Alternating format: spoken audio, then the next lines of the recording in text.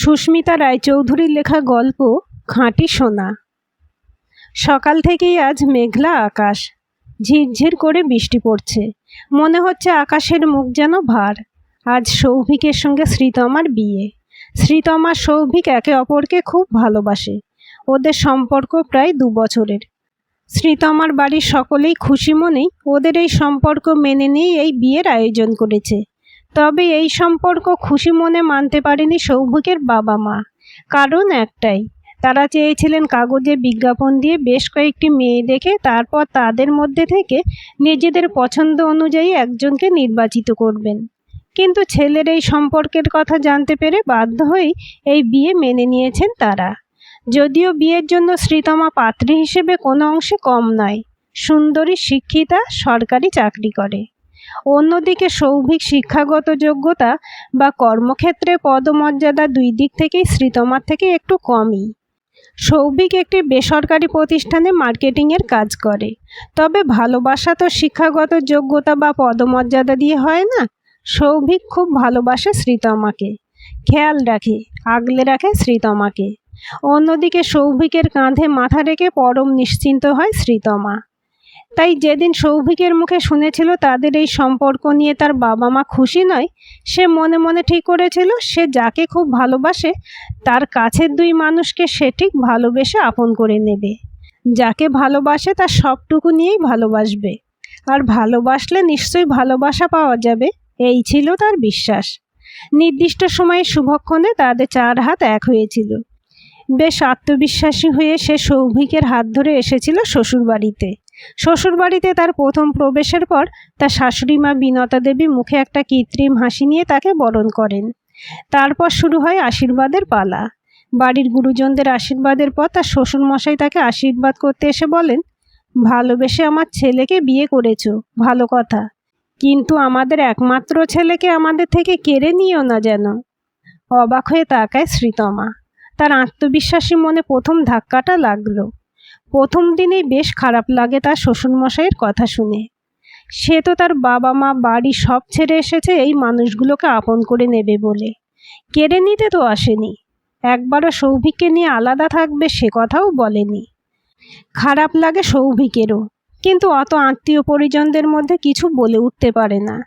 শ্বশুরবাড়ি থেকে শ্রীতমার অফিস বেশ দূরে, ফলে খুব তাড়াতাড়ি অফিসে বেরোতে হয়। ফিরতেও হয়ে যায় অনেক রাত্রি। তবে শ্রীতমা যতটা পারে রান্নাঘরে শাশুড়ি মাকে সাহায্য করার চেষ্টা করে। রাত্রিবেলা খাবার টেবিলে বসে সকলের সঙ্গে মিলেমিশে গল্প করার চেষ্টা করে। ছুটির দিনে পছন্দের কোনো বিশেষ পদ রান্না করে। কিন্তু যত দিন যায় শ্রীতমা বুঝতে পারে যে তার শ্বশুর শাশুড়ি কখনোই তাকে এই পরিবারের একজন বলে মেনে নিতে রাজি নয়। তারা তাকে তাদের প্রতিপক্ষ হিসেবেই ধরে নিয়েছে। তাদের সবসময় মনে হচ্ছে শ্রীতমা যা করছে সেটা শুধুমাত্র তার ছেলে সৌভিকের কাছে ভালো বা মহান সাজার জন্য। সবটাই শ্রীতমার অভিনয়। কিন্তু শ্রীতমা অনেক চেষ্টা করেও বোঝাতে পারছে না ওনাদের যে প্রত্যেকের জীবনে প্রত্যেকটা সম্পর্কের আলাদা আলাদা ভূমিকা থাকে। বাবা মা, ভাই বোন, স্ত্রী, সন্তান, প্রত্যেকের ভূমিকা আলাদা, প্রত্যেকের ভালোবাসার ধরন আলাদা। একজন আর একজনের জায়গা কখনোই নিতে পারে না। একজন মানুষের জীবনে প্রত্যেকটা ভালোবাসারই আলাদা আলাদা মূল্য আছে, প্রয়োজন আছে। একদিন অফিস থেকে ফিরে শ্রীতমা শুনল তার শাশুড়ি বলছেন, ভেবেছিলাম ছেলের বউ আসলে একটু বিশ্রাম পাবো, রান্নাঘরে সংসারের সব দায়িত্ব তাকে দিয়ে একটু নিশ্চিন্ত হতে পারবো। সেজন্যই তো আমরা ঘরোয়া মেয়ে চেয়েছিলাম, কিন্তু ছেলে যে এরকম চাকরি করা বিদুষী মেয়ে ঘরে আনবে তা তো জানা ছিল না। সবই আমার কপাল। পরের দিন সকালে শ্রীতমা বলল, মা, আমি তো রান্নার কাজে খুব একটা সাহায্য করতে পারি না, তাই রান্নার জন্য যদি একটা লোক রাখা হয়, 2 বেলা এসে রান্না করে দিয়ে যাবে, তাহলে ভালো হয় না? রান্নার লোক? তাই এত টাকা আসবে কোথা থেকে শুনি?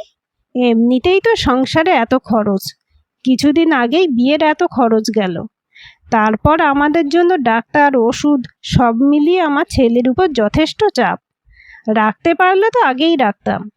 বিনতা দেবী চিৎকার করে বলে উঠলেন, না মা, আমি বলছিলাম রান্নার লোকের টাকাটা যদি আমি দিই আপনাদের আপত্তি আছে কি? তুমি দেবে? কি বলছো? বুঝতে পেরেছি, আসলে তুমি যে একটা বড় মাইনে চাকরি করো সেটাই ঘুরিয়ে আমাদের শোনাচ্ছ। এই বয়সে এসে ছেলের বউয়ের টাকায় খাবো? তোমার কি মনে হয় আমাদের আত্মসম্মান বলে কিছু নেই? তোমার উপার্জনের টাকা তোমাদের নিজেদের ইচ্ছে মতো খরচ করো, সঞ্চয় করো, যা খুশি করো। এবার সৌভিক বলল, মা, তোমরা সব কিছু এত নেগেটিভলি নাও কেন? শ্রীতমা তোমাদের কথা ভেবেই তো রান্নার লোক রাখার কথা বলল। আর বিয়ের পর এই সংসারটা তো এখন ওরও। শ্রীতমাও তো আমাদের পরিবারের একজন সদস্য। তাহলে এই সংসারের জন্য আমি খরচ করতে পারলে ও আলাদা করে কেন খরচ করতে পারবে না? এবার বিনতা দেবী বললেন, বাহ, এই কয়েক মাসেই তো আমার ছেলেকে 100 ভাগ নিজের করে নিয়েছো। এখন সে বউয়ের জন্য মায়ের কথার মুখেও উত্তর দিচ্ছে। এরপর সৌভিক আর শ্রীতমা দুজনেই চুপ করে গেল। বাড়ির কাজের জন্য ঘরোয়া মেয়ে আনতে অসুবিধা নেই, কিন্তু বাড়ির বউয়ের টাকায় রান্নার লোক রাখতে অসুবিধা। বড় অসহায় লাগছে আজ শ্রীতমার। বরাবর স্কুলে ভালো ছাত্রী ছিল শ্রীতমা। তাৎক্ষণিক বক্তৃতা হোক বা ডিবেট, পক্ষে বলুক বা বিপক্ষে, সব সময় তার বক্তৃতা শ্রোতাদের মন জয় করে নিত। কিন্তু এখন সে বুঝতে পারছে না কি করলে বা কি বললে তার শ্বশুর শাশুড়ির মন জয় করতে পারবে। সৌভিক মাঝে মাঝে বেশ অপরাধ বোধে ভোগে আজকাল। শ্রীতমার কাছে নিজেকে বড় ছোট মনে হয় তার, মা বাবার এই ব্যবহারের জন্য। এরপর একদিন অফিস থেকে ফেরার পথে বাইরে থেকে অনেক খাবার কিনে নিয়ে এসে শ্রীতমার শাশুড়ি মায়ের হাতে দিয়ে প্রণাম করে বলল, আজ আমার একটা প্রমোশন হয়েছে মা, তাই বাড়ির সকলের জন্য খাবার কিনে নিয়ে এলাম বাইরে থেকে। সকলে মিলে বসে খাবো। তোমাদের সব পছন্দের খাবার এনেছি। কিন্তু কিছুক্ষণ পর পোশাক পরিবর্তন করে এসে শ্রীতমা শুনল শ্বশুরমশাই বলছেন, আমার শরীর অতটা ভালো নয়, বাইরের তেল মশলা দেওয়া খাবার আমি খেতে পারবো না। তুমি আমার জন্য বাড়িতেই কিছু বানিয়ে দাও বিনতা। শ্রীতমা বুঝল তার টাকাতে আনা খাবার শ্বশুর শাশুড়ি আসলে খেতে চাইছেন না, তাই ঘুরিয়ে বললেন কথাটা। আবার একবার মনে মনে বেশ আহত হলো শ্রীতমা। মনে মনে ভাবে, আচ্ছা, ছেলের সাথে সাথে ছেলের বউমাকে আপন করে নিলে তো আর ছেলে পর হয়ে যাওয়ার ভয় বা শঙ্কা নিয়ে সময় কাটাতে হয় না। তাহলে কেন এই দূরত্ব? এরপর হঠাৎই সারা দেশে ছড়িয়ে পড়ল করোনার প্রকোপ। সাথে এলো লকডাউন। দেশের অর্থনৈতিক পরিস্থিতি খুব খারাপ হয়ে গেল। প্রচুর মানুষের চাকরি গেল, চাকরি হারালো সৌভিকও। বেশ অসহায়ভাবে করুণ মুখে সৌভিক শ্রীতমার কাছে এসে বলল, এবার কি করে সংসার চলবে বলো তো শ্রী? সংসারের খরচেই মাসের প্রায় পুরো মাইনেটাই চলে যায়। তারপর বিয়ের সময় কিছু খরচ, হানিমুন, সঞ্চয়ও তো তেমন বেশি নেই। আর এই অবস্থাতে চট করে চাকরি পাবো এমন কোনো আশাও তো দেখছি না।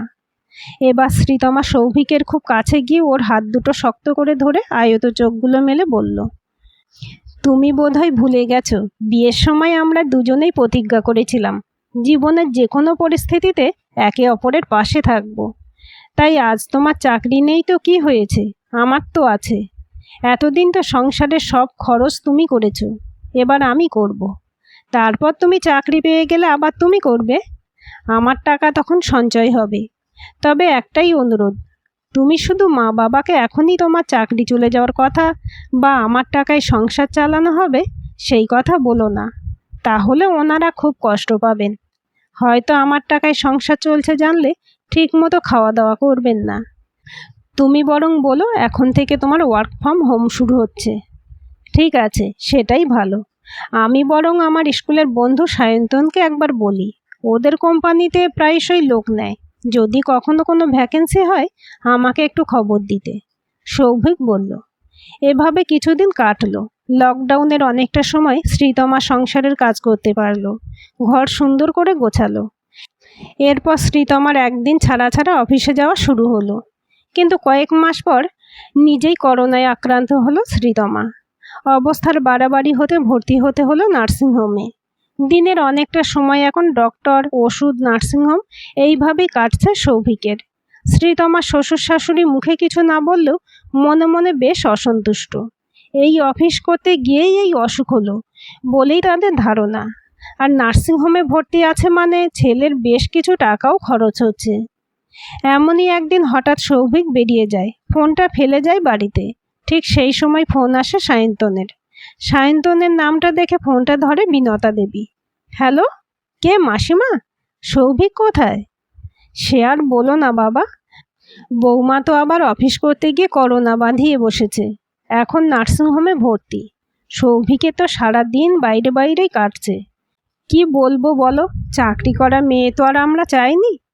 কিন্তু মাসিমা, করোনা তো এখন প্রায় অনেকেরই হচ্ছে। আর শ্রীতমা চাকরি না করলে আপনাদের কিন্তু এই পরিস্থিতিতে একটু অসুবিধেতেই পড়তে হতো।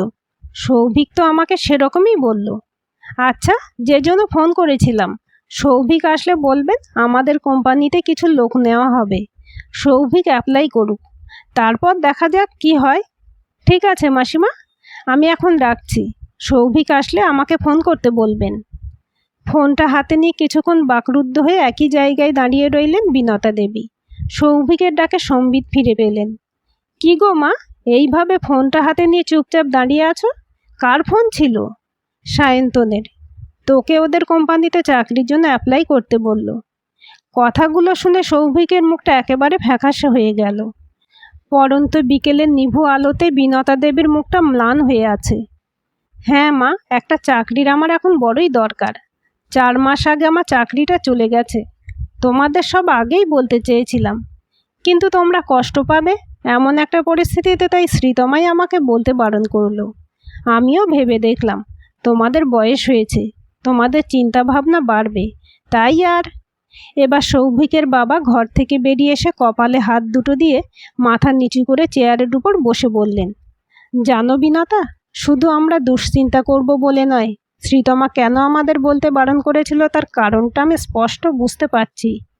ভুল আমরাই করেছিলাম বিনতা, মেয়েটাকে চিনতে।